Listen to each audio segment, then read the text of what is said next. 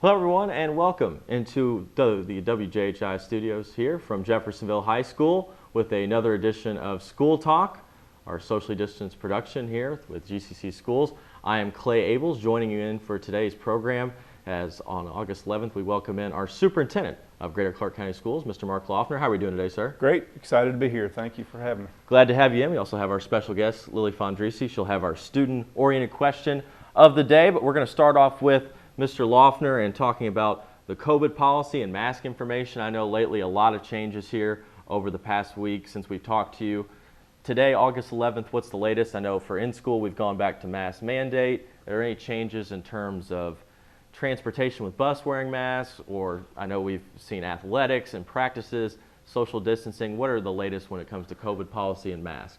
Yes, over this past weekend, after looking at the data from the first 8 days of school, the data was showing us that we were having significant, cases in terms of positive cases throughout the district, and also having to quarantine a great number of students that was impacting instruction. So we felt like it was necessary to make a change on the mask mandate. We've gone to the color coding policy in terms of aligning our mask mandate to the county color. So if the county is in orange or red, we're asking our students and staff to wear masks in our school buildings. When it goes back to yellow or blue, then it'll be strongly recommended. And parents and students will have that option not to wear a mask if they so choose. Really, when you look at the numbers, that's what pushed us this direction. We, as of day 9 of school, have quarantined over 1,200 students in the district. We have a little over 10,000 students overall in the district. We've also had a little over 80 cases in 9 days of school. Just to compare that to last year during the whole month of August, we had 30 positive cases and only quarantined a little over 100, right at 200 students. So there's some significant things there that we felt like it made it necessary to go to a mask mandate. And the main reason we did that is because we want to keep kids in school. We want our kids in school, in person, in the classroom, in front of the teacher, because that's the best method of learning, we feel like, for our students. And when you go to a mask mandate, you can reduce the quarantining from 6 feet down to 3 feet. So that'll help. We also can look at aligning our quarantining policy to go to 10 days instead of 14 days in terms of the quarantining. So that's something we're working on right now that we'll share with the public on Friday, more than likely, making some adjustments to that so that our students can stay in school. To keep with COVID, I know we're going to talk a lot about that here today, but I want to transition with our student-oriented question that deals with COVID with Ms. Lily Fondrisi. Lily, go ahead and ask your question. I know it's COVID-related and it has to do with athletics. Yeah, so a lot of students were wondering if there was an option for athletes in Greater Clark to go virtual and still compete in their sports. And if not, is that something Greater Clark will discuss if the numbers continue to rise? We do not have that option right now. When we were planning for this year over the summer, we made the decision to not do the My School Online option or dual teacher option where they were doing both, basically teaching in person and also streaming. We did offer all parents the opportunity to sign their child up for the virtual academy. The due date on that was June 11th. Now we do have a waiting list, and we're looking at opening up more spots in terms of the virtual academy and looking at that athletic piece. We're also discussing some other things in regards to, if this does get worse, do we make some adjustments? Because that's a huge adjustment. For us to try to go back to what we did last year would be a huge adjustment for our teachers and students. We are discussing it. We haven't made that decision to go down that road yet. We would prefer not to go down that road, frankly, because it was very, very hard on our staff, especially our teachers. So right now there isn't, but I will tell you we are, discussing it. We're throwing around ideas on that, on what we could do. All right, well, I'll hand it back to you, Clay. Thank you, Lily. That was our student-oriented question. And to keep with that, when we talk about COVID, I know one of the big things we moved into as the year went pretty quickly last year is instead of shutting down from a school system basis, it was a school by school basis. And I saw earlier this week Franklin Square with COVID had to make some adjustments and be out for the week. Is that still the policy for this year in terms of if one school has a problem, let's not shut the school system down, but just that individual school? Absolutely. We're going to try to monitor it school by school, community by community, work with the health department, and try to keep it at, if we have a cluster of cases in a school, or we have staffing concerns at a school, those type of things could make us make that decision to close down an individual school for a week or 2 weeks at a time. We would prefer not to do that, but if we end up having a cluster of cases, or like Franklin Square, we got to a point where there were so many kids quarantined, it just made sense to go ahead and go to e-learning, for Franklin Square for the rest of the week to try to slow down, what was going on there. The last question I'll ask you about COVID before we transition to the facility plan. What's of biggest concern for you? Obviously, I know health's the biggest concern, but in terms of staying open, last year it felt more of having enough staff and staying open. This year I know it's trying to make sure the students can stay in as well. What's the biggest concern for you and your cabinet that you're trying to work with on Dr. Gazel of, hey, how do we stay open this year? Because it's not the same as last year. It's different issues and still COVID, but different problems. Yeah, absolutely, it's different because we've only had 2 positive cases staff-wise, and we're not having to quarantine many staff because a lot of them have been vaccinated. So if you've been vaccinated, you don't have to quarantine. So that allows us to keep our schools open and be in person. And our goal is, we're committed to doing that throughout the year. We want to stay open, we want to stay in person. Now the big issue now is, how do we deal with so many students that are quarantined in making sure that they keep up with their work, still engage with their teachers, and we're going to work with our teachers on that, whether they flip the classroom sometimes or just record their direct instruction at least to send to those kids that are quarantined, or post it on Google Classroom. Those are things we're going to look through, for what our teachers could do to ease that burden on the student that's quarantined for 14 days at home, to make sure they stay on track, get their work done, and they can come back to school and make a seamless transition. And that's the toughest part right now, frankly. As we go into the facility plan, as we move forward here on School Talk, talking about the facility plan, COVID, and more, I wanted to discuss this to start with facility plan. Last night it's approved at the school board, so everything good to go there. I want to look at year 2 and year 3 now that everything is approved. Last time we went through year 1. Let's start with year 2 of this 5-year facility plan.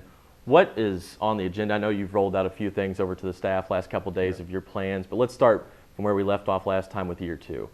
Yeah, well, before I jump into that, I'm excited about what the board approved last night. For here at Jeff High, it means new tennis courts, a new building for the tennis courts that'll be moved over by the soccer fields. It'll be new turf for the softball, complete turf field. So that's exciting to be able to do that. And then some other HVAC improvements and just, paving improvements that'll happen here at Jeff High also. Year 2 is a big year in terms of facility plan, because what we want to do is build 2 new elementary schools in the district. We want to build 1 new elementary school on the Wilson Elementary property that would merge Wilson and TJ together into one larger elementary school. We already own that property at Wilson, and both those schools are, one's 60 years old and the other one's almost 70 years old. So they're at the end of their lifespan. Something needs to be done there. And it makes sense to build a new school versus renovate, because the renovation cost is just so, it'd be almost $25 to $30 million in renovation costs. To build a new school, you could build a new school for $25 to $30 million.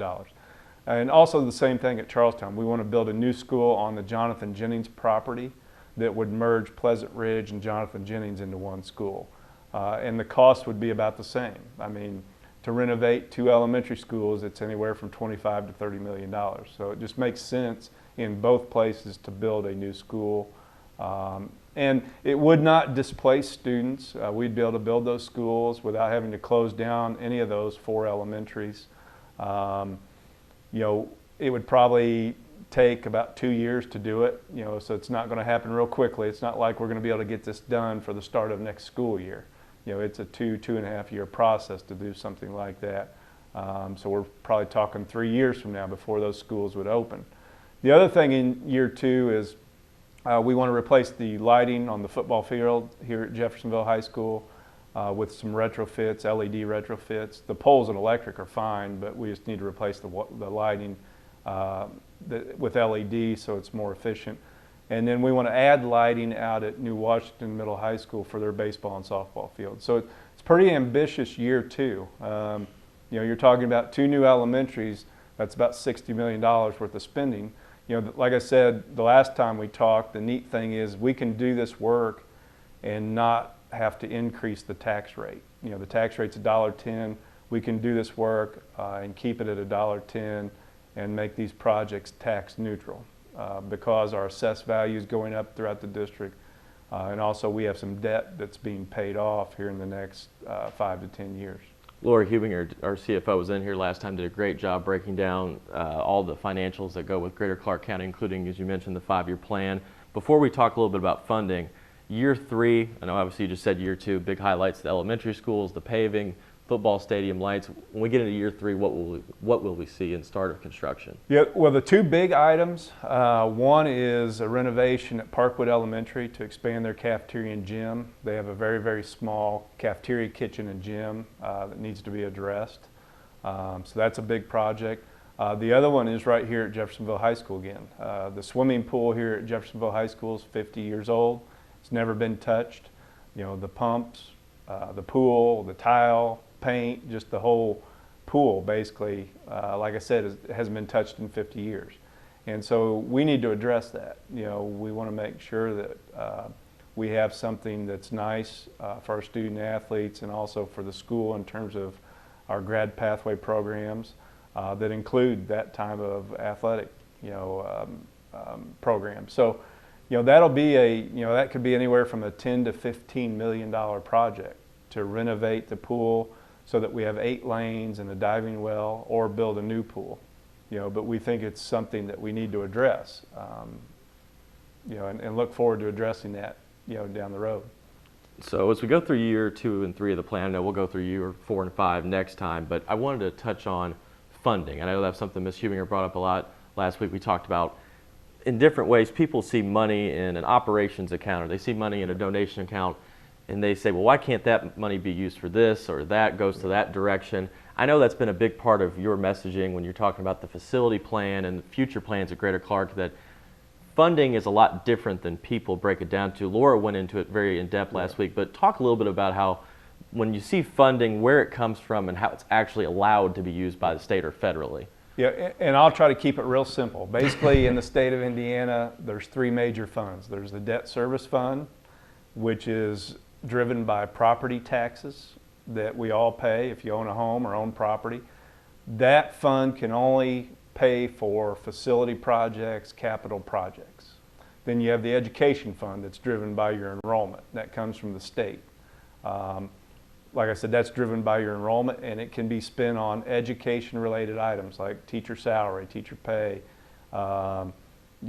equipment in the classroom in terms of anything instructional. And then you have an operational fund, which is paid for through local property taxes, local income tax, things like that. That's also impacted by the tax caps, which I'm sure Ms. Hubinger talked about. The operation fund pays for your maintenance of your buildings, upkeep of your buildings, your custodial, your maintenance, transportation, those type of things. The thing in Indiana with the State Board of Accounts is you cannot take debt service money that's supposed to pay for facility projects or improvements and transfer that money into an education fund. That's not allowed. So any money that you bring into that debt service fund can't be put in the education fund to pay teachers more, or buy more equipment for students, or buy musical instruments. That's just not allowable by the State Board of Accounts. So people need to understand, that when we do these projects, that's not taking money away from the education fund. It's not taking money away from teachers or students. That's money that's totally separate that can't be put into the operations fund or the education fund. I was going to ask you, now that this has been passed with the facility plan, everybody's seen the highlights. We just talked a little bit about them with all the new designs, the elementary schools, the lighting, the paving, everything, and they see the big numbers as well. But I know a big part of your plan and the administration's plan has been having certain values that you wanted to achieve from this facility plan. Speak a little bit about some of what are the core values you hope to accomplish from this. List off a few that hopefully that from this facility project you're able to instill in Greater Clark. Yeah. Well, for me, stepping into the superintendent role, my first priority was how can this district be more efficient with their financial resources so that we can direct more money to the student and the teacher in the classroom. And there's various ways to do that, whether it's improving your HVAC and being more efficient with your HVAC equipment because your utility costs go down, merging schools. Like I said, if you build 2 new schools, you can merge 4 into 2. That makes you more efficient with your food service, your staffing, your transportation, which now allows you to move more money into the classroom to help students and teachers. So that principle is something I think is very important for this district, that we have to get more money to the classroom, whether it be in programming or teacher pay or equipment for students, and we're working really hard to do that, and sometimes you have to make some very, very difficult decisions to do that, but that's a big priority. And then the other thing is really updating our facilities. We've deferred a lot of maintenance in this district for the last 15, 20 years, and now it's catching up to us. And now it's time to address it. And things are costly. I mean, it costs a lot of money to repair HVAC equipment. It costs a lot of money, to do renovations of older schools. It costs a lot of money to build a new school. And we hope that our community is supportive of what we're trying to do because it's going to help our students. It's going to help our community.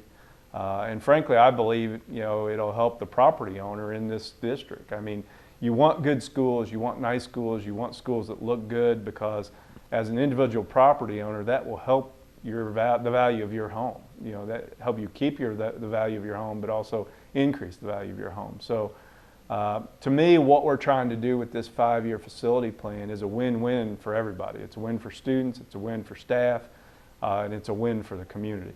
The last thing I'll ask you here, we're going to end on a positive note. I know you've had a lot on your plate to deal with here for the opening of school. Is the board last night got to salute the JROTC here from Jeffersonville High School, I believe finishing 3rd out of over 1,100 schools in their competition in Washington, D.C. a few weeks ago. For you as a superintendent, with all the stuff that's going on that you have to handle from the community to inside your own buildings, how cool is it to see something like that being displayed from Greater Clark? Oh, I think it's fantastic. Colonel Benning does a great job with that program. And for those kids to go to Washington, D.C. and compete against other teams throughout the United States and come in 3rd place, that's a great achievement. I used to coach academic games teams down in South Florida when I taught and coached down there, and you'd be amazed at how intense those competitions are. And I'm sure they ran into that same thing in Washington, D.C. and had a lot of fun with it. So it's a great experience for them, something they'll never forget. And I'm glad they got to do it and excited that they finished in 3rd place. As we finish here, I'll let you wrap it up. Any message, note to the community, staff, parents? Yeah,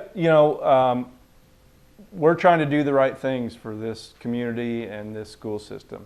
We want the best things for our students and our staff, whether it be facilities, academics, financial resources, and we're working hard to make that happen. Unfortunately, it takes time on some of those things, just like these facility projects. Everybody wants things done right away, but sometimes it takes time to plan them out, go through the process of board approval, and then hire an architect and contractor to get them going, But give us time. We hope the community supports what we're doing. If they have questions, please reach out to me or Ms. Hubinger. Come to one of the community events next week on Tuesday, Wednesday, or Thursday. We just put that out on social media, where and when those events are, and ask questions, and we'll answer them. Stay up to date, everybody, on those. As Mr. Laughner mentioned, community meetings. Those will be August 17th, 18th, and 19th. We appreciate you coming in, Mr. Laughner. I know we've got plenty of shows ahead of us, but excited you could stop in with your busy schedule. Thank you. Appreciate it. That is Mark Laughner, our superintendent of Greater Clark County Schools, joining us today on School Talk August the 11th. We appreciate him joining along with our special guest, Lily Fondrisi. I'm Clay Abel signing off here from the WJHI studios. Just a reminder, you can rewatch this show on Cable 184, hear it on the radio at 98.5 FM and WJHI.com, and also available on all of our social media platforms with Facebook, Twitter, and Instagram. Just search WJHI, and School Talk will be there for you. Saying so long here for Lily Fondrisi and Mark Laughner, I'm Clay Abels. Thank you for tuning in to School Talk right here on 98.5 WJHI, LP Jeffersonville, home of the Red Devil Network.